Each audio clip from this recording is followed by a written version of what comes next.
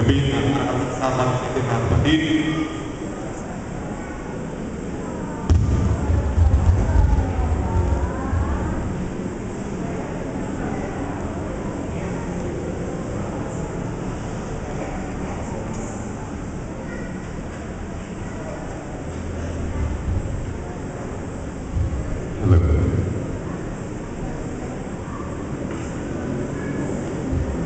Happy Sabbath mga kapatid.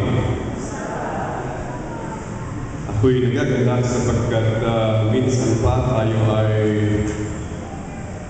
pinagkalooban ng Panginoon ang karapatang muli magkatipon-tipon ng malaya upang tayo ay magpatuloy na pumuri, sumamba sa Kanya sa Espiritu at katotohanan. Ako rin po ay nagagalak sapagkat tayo ay nasa ikalawa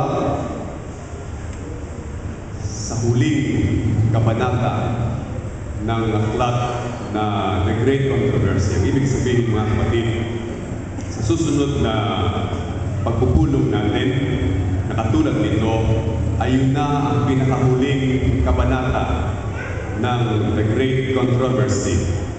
At si Pastor Jonel Pogwe, ang ating butihing pastor sa distrito, ang siyang mangunguna sa pag-aaral sa susunod na pagpupulong natin. Ngayong gabi ay nasa ang pamagat ng ating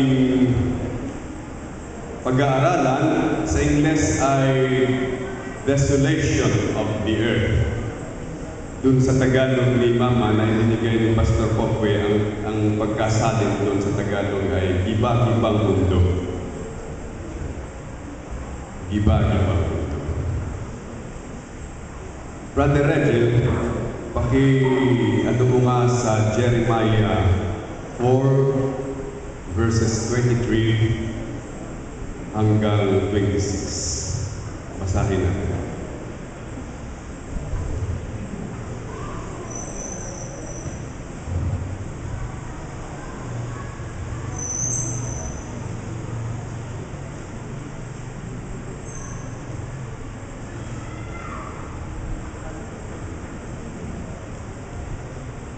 Ako mga kapatid na muna sa pagbasa, subalit habang ako'y nagbabasa, ay niyo basahin sa ating malaking telon sa harapan. Talatang 23, aking minasdan ng lupa at narito sira at walang laman, at ang langit ay walang liwanag. Aking minasdan ang mga bundok at narito nagsisiyanig, at ang lahat na burol ay nagsisiindayon. Ako'y nagmasid at narito walang tao, at lahat ng mga ibon sa hipapawid ay nangakatakas. Talatang 26, ako'y nagmasid at narito ang mainam na parang ay ilang, at lahat ng mga bayan niyaon ay nangasira sa harapan ng Panginoon at sa harap ng kanyang mabangis na galit.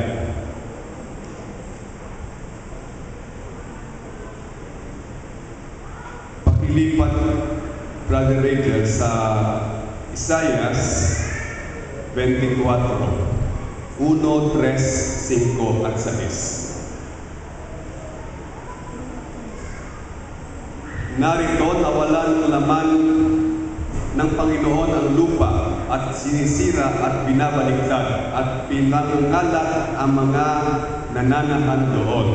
Talatang 3, ang lupa ay lubos na mawawalan ng laman at lubos na masasamsam sapagkat sinalita ng Panginoon ang salitang ito.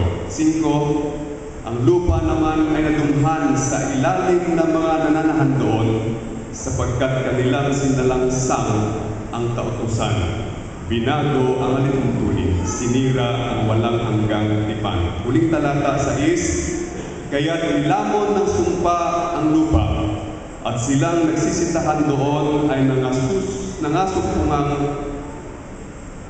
salarin.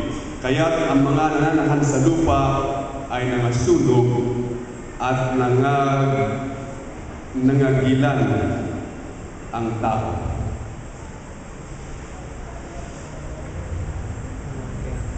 Salamat, Brother Rachel.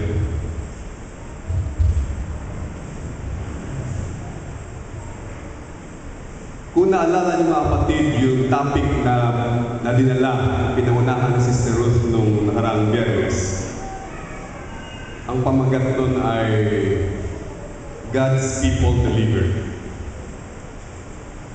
Na yung mga anak ng Diyos, panahon na kinakailangan na ang intervention ng ating Panginoon Diyos doon sa pagkakataon na dahil ang mga masasama ay galit doon sa mga mabuti at bayan ng Diyos, ay iniligtas sila. Sa pagsara ng pintuan ng awa, yung close of probation yung tinatawag sa wikang Ingles, ang sabi doon, ang mga masasama ay magpapakasama, ang mga mabuti ay magpapabuti. Ngayon, bago dumating yung takdang panahon ng paglitaw ng ating Panginoon, very quickly, very shortly before it happens, ay ano ba ang nangyayari doon sa mga taong hindi naligtas o hindi maliligtas? Ang sabi ng ating libro, mga kapatid, yung mga taong mayayaman, nakita nila yung kanilang bahay nawasak, yung kanilang ginto, yung kanilang perlas, yung kanilang mga pera, nakita nila nagkalat. At ito ay wala ng silbi, mga kapatid, sapagkat sa panahon na yun ay wala ng silbi ang pera at mga ginto at kung ano-ano pa mahalagang hiyas.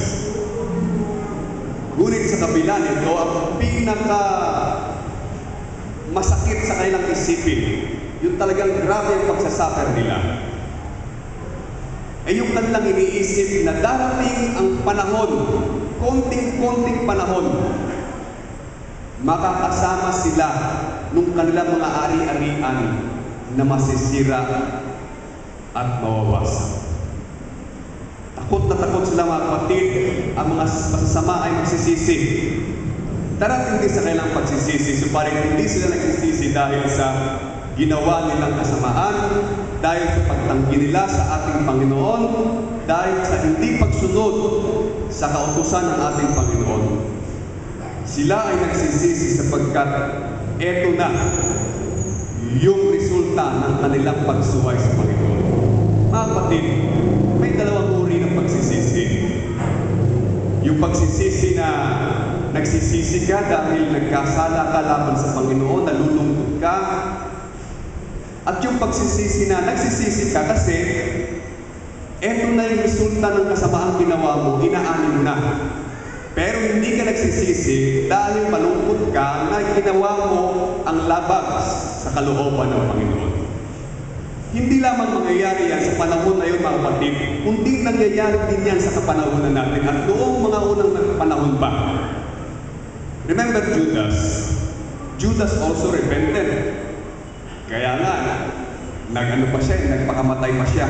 Pero maling pagsisisi. Nagsisi siya dahil nagsisi siya hindi dahil sa yung nagawa niyang kasalanan sa Panginoon. He was not convicted by the Holy Spirit. Pero iba yung pagsisisi na ginawa na nangyari kay Pedro. Ang pagsisisi ni Pedro, mga kapatid, ay tunay na pagsisisi and was moved by the Holy Spirit. Hindi siya nagpakamatay, manapay, nagbalik loob siya sa ating Panginoon at nagkaroon siya ng buhay. Sa panahong ito, mga kapatid, wala ng Holy Spirit na magkukonvict sa iyo to repent. Ang pagsisisi nila dahil ito na ang resulta ng aming pagsuway at paglabag sa kalooban ng Panginoon. And then the coming of Jesus Christ. Sa pagdating ng ating Panginoon Jesus, mga kapatid, malalaman natin na yung mga mga namatay kay Kristo ay mabubuhay, at yung mga namatay na hindi tumanggap kay Kristo, binaliwala ang ating Panginoon, mananatiling patay. Maliban lamang doon sa mga kumulos kay Kristo, doon siya ay ipinako sa krus upang kanilang makita sa kanilang mga mata yung kaluwalhatian ng ating Panginoon. At sila mismo ang magsasabing, ito nga itong anak ng Diyos na aming pinatay.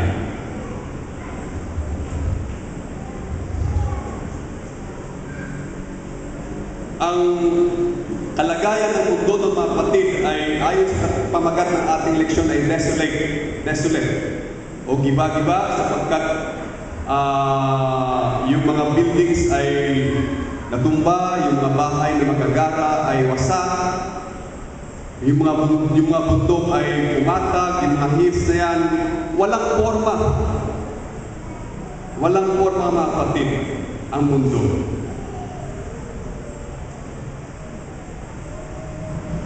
Ngayon, ano ba ang mangyayari kay Satanas noong panahon na yun? Ito pag-aaral natin mga kapatid, dalawa lang naman ang punto dito eh. Ano yung kalagayan ng ating mundo at si Satanas na nandoon, at yung kalagayan ng mga banal who were translated into heaven. Dalawang punto mga kapatid, yung si Satanas dito sa lupa at yung mga banal na maliligtas doon sa langit. Ano ba ang magiging kalagayan ni Satanas mga kapatid dito sa lupa? What happens to Satan? Nais kong basahin natin mga kapatid yung Leviticus 16:21. Brother Rachel, Leviticus 16:21 para medyo maunawaan natin mga kapatid.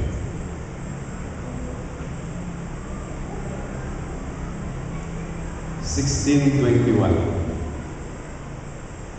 Yan ha. Aking babasahin mga kapatid, sundan niyo ko.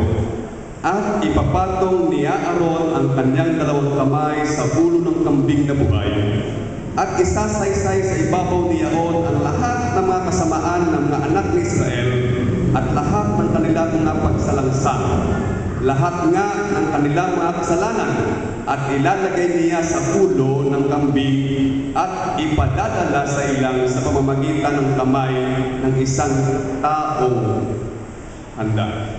At dadalhin ng kambing ang lahat ng mga kasamaan nila sa lupaing hindi tinatahanan, at pawawalan niya ang kambing sa ilang.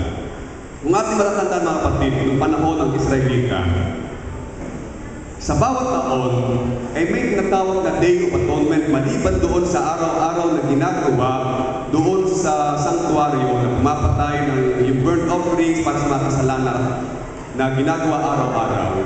Minsan sa isang taon ay may tinatawag na paglilinis ng sanctuaryo, Day of Atonement kung tawagin sa Ingles. Ano ba ang nangyayari dito? Doon sa Day of Atonement mga kapatid, matapos magkapala ng pare, ng high priest, ng panahon na yun si Aaron, siya ang unang high priest mga kapatid, ipinapatong niya yung kanyang kamay doon sa goat, scapegoat kung tawagin. At lahat ng kasalanan noong buong Israel, sa buong taon na yun, ay ipapatong, kumbaga dadalhin ng goat na yun, ng kambing na yon, at yung kambing na yon pawawalan doon sa ilang. Ang ilang mga kapatid, ang ibig sabihin, walang taong tumitira doon, wala kang magagawa doon, walang makakain doon, walang kung ano man. Ilang, walang tao, walang kakayan, ilang na lugar. Sa panahon mga kapatid, ng panahon na pagdating ni Kristo, ganito naman yan. Alam natin na sa panahon ito, si Kristo ay nandoon sa the most holy place na tinatawag. Ano ang kanyang ginagawa doon? Ang ginagawa ng ating Panginoon sa Kristo doon sa most holy place, mga kapatid, He is intervening para sa atin doon sa ating Ama sa langit. Anong ibig sabihin doon? Kapag tayo nanalangin mga kapatid doon sa ating Ama, at sinasambit natin ang ating kasalanan, inihingi ng tawad, at sa kadululuhan sinasabi natin, Hinihiling ko po ito sa pangalan ni Jesus na aking tagapagligtas at iyong anak na bugtong. Napakahalaga nun mga kapatid. Siguro nasasambit lang natin yung pero hindi natin nararamdaman at naiisip kung gaano kahalaga yun. Mga kapatid, dahil kay Kristo, mahal tayo ng Diyos. Dahil kay Kristo, pinapatawad tayo ng ating Panginoong Ama na nasa langit sa ating mga kasalanan. Yun ang ginagampanan ni Kristo doon sa langit. Yun ang kanyang ginagampanan ngayon. Kaya tayo kayo mga kapatid, humihingi ng tawad sa ating pagkakasala, humihingi tayo ng kung ano sa ating Ama, nagpapasalamat tayo, tinatanggap lahat yun ng Diyos Ama dahil sa pangalan ni Kristo. Minsan sinasabi nga natin mga kapatid, hindi dahil sa kanino mang karapatan, hindi dahil sa kanino karapatan ko na ako yung nanalangin ko sa inyong karapatan na kayo nanalangin, kundi sa karapatan at sa pangalan ni Jesus. Napapatawad tayo mga kapatid. At pagkatapos pag dumating ng takdang panahon, nalalabas na ang ating Panginoong Jesucristo mula doon sa kabanal-banalang dako sa langit. Para siyang siya Aaron. Nalalabas doon sa kabanal-banalang dako ng sanktuaryo upang doon nga sa scapegoat na yun ay kanyang ipatong ang kanyang kamay at dalhin lahat ng kambing na yun kasalanan kong sa libutan. Sa oras ng pagdating ng ating mga Panginoon, mga kapatid, lahat ng kasalanan na nagawa natin, lahat ng kasalanan na nagawa ng mga naligtas na umakyat doon sa langit ay mapupunta lahat kay Satanas. At si Satanas, ang sabi, ay pakakawalan doon sa ilang. Nais kong basahin mga kapatid, Brother Riddle, ang Revelations 20, mga talatang 1 hanggang 3.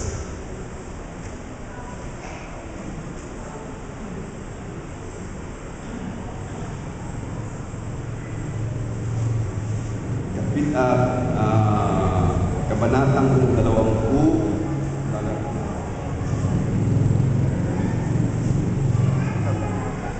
1 hanggang 3. At nakita ko ang isang anghel na nananaog mula sa langit na may susig ng kalaliman at isang malaking tanikala sa kanyang kamay. At sinunggaban niya ang dragon, si Satanas, ang matandang ahas na siyang Diablo at Satanas, at ginapos na 1,000 taon. At siya'y pinulit sa kalaliman at sinarhan. At pinatakan ito sa ibabaw niya upang huwag nang magdaya sa mga bansa hanggang sa maganap ang 1,000 taon. Pagkatapos nito ay kailangan siya'y pawalan kaunting panahon.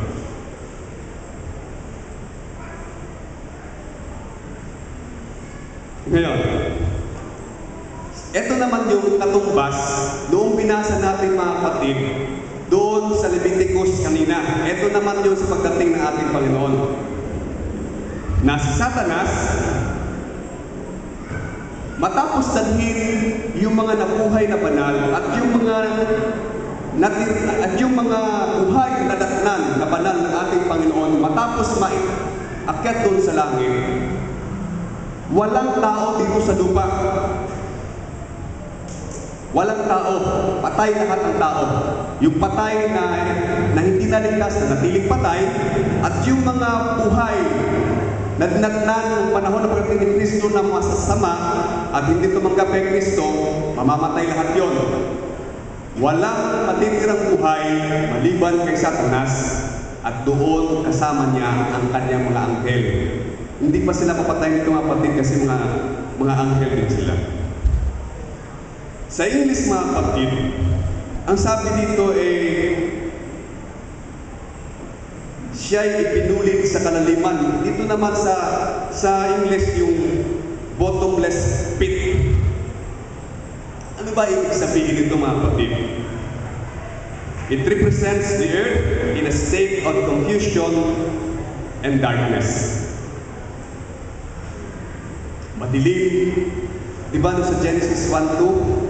Yung ating mundo, void, para bang walang, yung walang laman, madilim.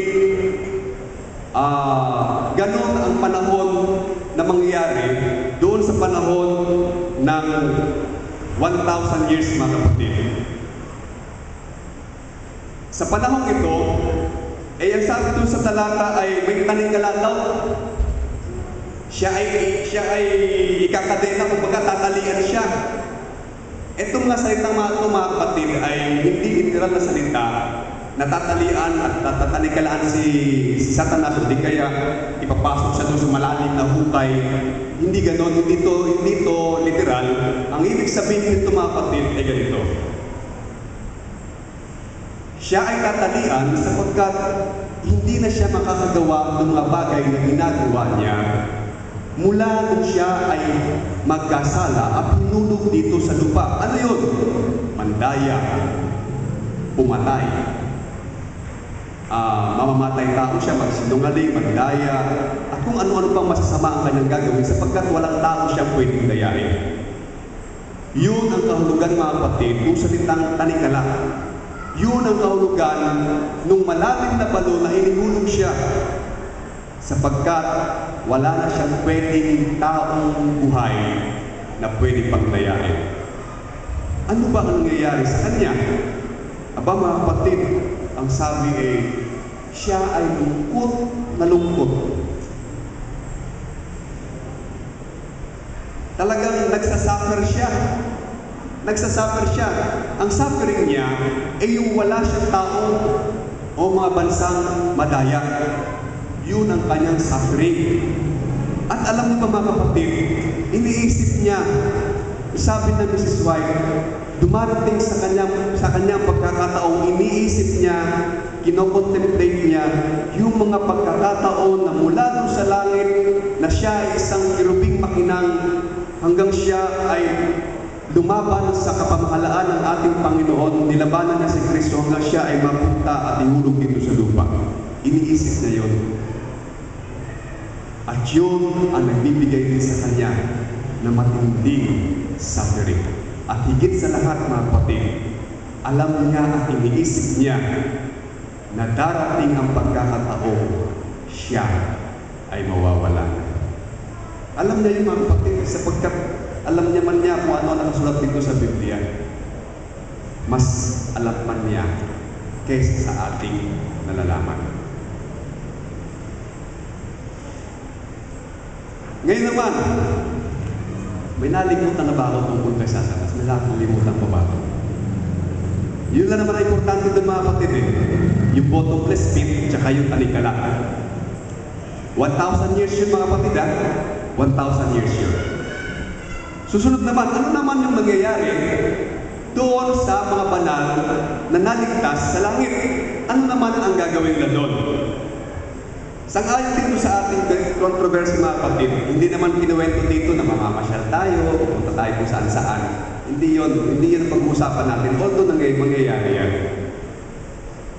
Isa lamang ang punto na sinabi ni Mrs. White dito sa librong The Great Controversy. Ano yun?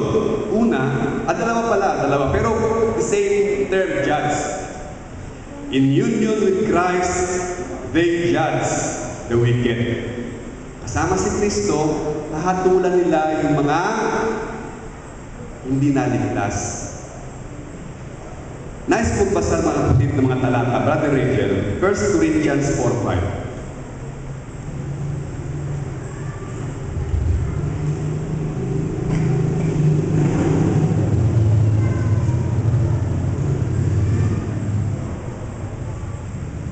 Corinthians 4:5. Kaya nga, huwag muna kayo magsihatol ng anuman hanggang sa dumating ang panganahon na siya ang maghahayag ng mga bagay na nalilihim sa kadiliman at ipahahayag naman ang mga haka ng mga puso at kung magkakayo ng bawat isa ay magkakaroon ng kapurihan sa Diyos. Pangalawa, Brother Rachel, Daniel 7:22.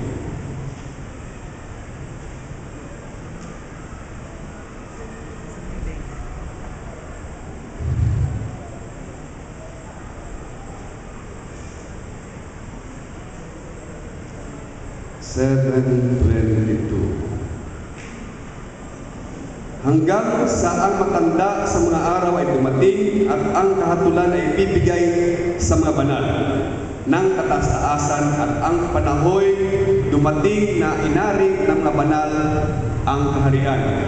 Mga kapatid, bear with me. Revelations 24:6.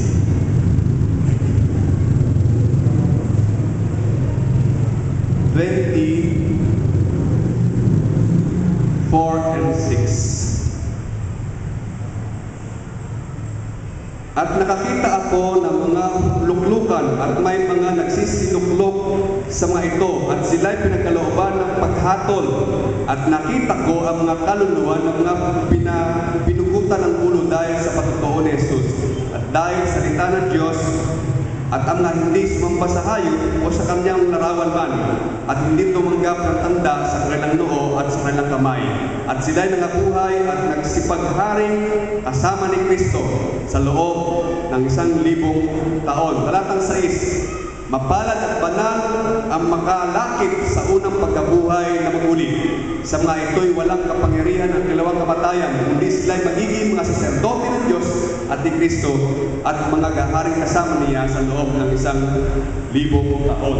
Last text, mga kapatid, tungkol dito. 1 Corinthians 6:2.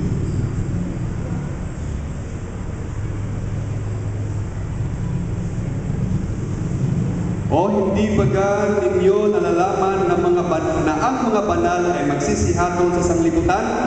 At kung ang sanlibutan ay hahatulan ninyo, hindi kaya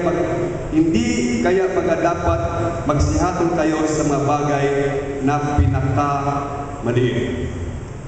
Sa panahong ito, mga kapatid, naisip ko yung tatlong surprises sa heaven. Alam niyo naman siguro yun Yung bang tatanungin mo yung sarili mo, bakit si brother so-and-so na andi dito, masama ito sa lupa. Nung iniwanan ko ito doon sa CAA, lasing ko ito, nagsusugal to. Bakit nandi dito sa langit to? At magtatanong ka rin, mga kapatid, bakit si brother, parang 10 araw na akong paikot-ikot sa langit, hindi ko nakikita. Gusto kong makita, bakit wala rito? Ayun pala, hindi naligtas. At yung ikatlong surprise, mga kapatid, nasubukan mo yung sarili mo ron, dito pala ako, salamat sa Panginoon, nandito ako. Mga kapatid, this will be the moment na makikita mo, kasama mo si Kristo na magbubuklat doon sa mga aklat ng buhay man o kamatayan. Doon yung matapagtatanto, mga kapatid, na kung bakit naligtas si ganito at kung bakit hindi naligtas si ganito na in-expect maligtas at kung bakit nandoon ka sa langit, iisa lang ang tugon, mga kapatid. Matapos tayong malubog at masadlak sa pagkakasala, ating tinanggap yung kaloob ng Panginoon upang tayo'y makasama niya sa langit. Yung kanyang pagkapatawad at tinanggap natin siya. Yun lang naman, mga kapatid. Hindi importante kung tayo nagkasala, mga kapatid, dahil tayo lahat ay nagkakasala. Ang pinaka-importante, matapos na tayo magkasala, ay tayo lalapit sa ating Panginoon at hihingi ng kapatawaran. Yun ang pinaka-importante, mga kapatid. Pangalawa, yung mga banal ay hahatulan si Satanas at ang kanyang mga anghel. Doon sa unang Korintos 6:3, basahin natin. Hindi ba ninyo nalalaman na ating hahatulan ang mga anghel?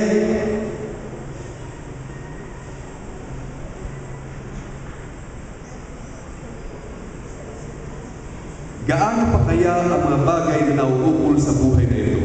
Yung mga anghel na tumapatid, sila Satanas to. Si Satanas, kasama yung mga anghel niya. Nahatulan natin sila. Ang ibig sabihin ng nahatulan, mga kapatid, kasama tayo mag-review ng mga cases nila. Ito pala nangyari sa kanila. Wala na tayong magagawa. Kinatulan sila ng Panginoon. That's all. Yun lang ang nilalaman ng ating topic, mga kapatid, na desolation of the earth. At gusto kong bigyan natin ng pansin, mga kapatid, yung aking nabanggit kanina na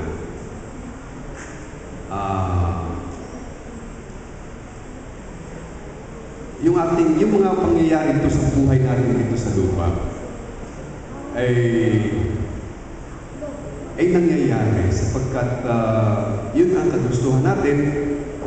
Naging bunga yun ng pagkakasala mula kay Satanas sa ating unang mga magulang. Subalit hindi yun ang importante, mga kapatid. The result of sin ay kahit saan mapunta ka na doon. Yung resulta ng kasalanan nangyayari sa buhay mo, sa anumang aspeto ng buhay ng tao. Subalit, ang pinaka-importante sa lahat, ano ka ba sa harapan ng Panginoon? Ano ba ang nangyayari sa iyo sa harapan ng Panginoon? Lahat naman tayo, nagsasuffer. Walang tao, magpatid sa lupa na hindi nagsuffer dahil sa resulta ng kasalanan. Lahat.